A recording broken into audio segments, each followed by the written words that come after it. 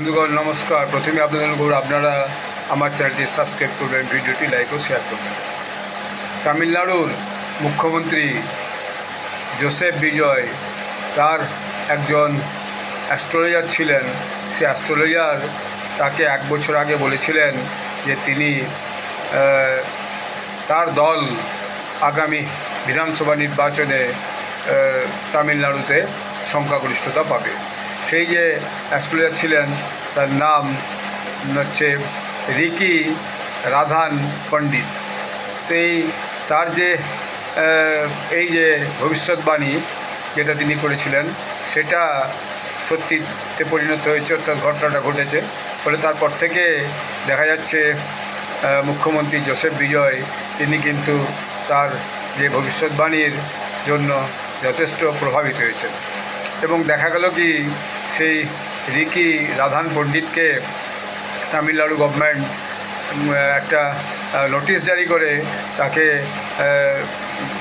মানে সরকারের যে ওএসডি হিসাবে নিয়োগ করেছিল, অফিসার অন স্পেশাল ডিউটি। এটা নিয়োগের পর দেখা গেল তামিলনাড়ুতে ভয়ানক সমালোচনা শুরু হলো।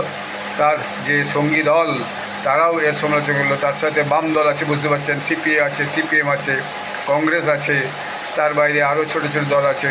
তাদের মধ্যেও এই নিয়ে একটা অসন্তোষ তৈরি হয়। এর বাইরে আরও যারা বিরোধীরা তারা এর সমালোচনা করে এবং সারা তামিলনাড়ুতে এই নিয়ে একটা সমালোচনার ঝড় ওঠে।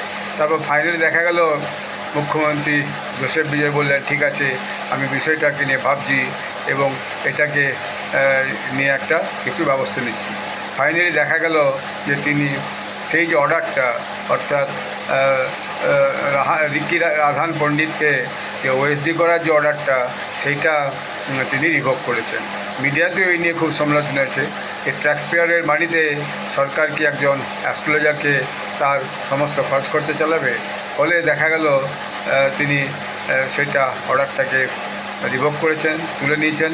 তো সেদিক একদিক থেকে দেখতে গেলে এটা মুখ্যমন্ত্রীর একটা খুবই বুদ্ধিমানের কাজ। তিনি তার অর্ডারটাকে একটা জোরজবস্তি করে চাপিয়ে দেওয়ার মতো করেননি। In that way he is an intelligent person. Thank you all.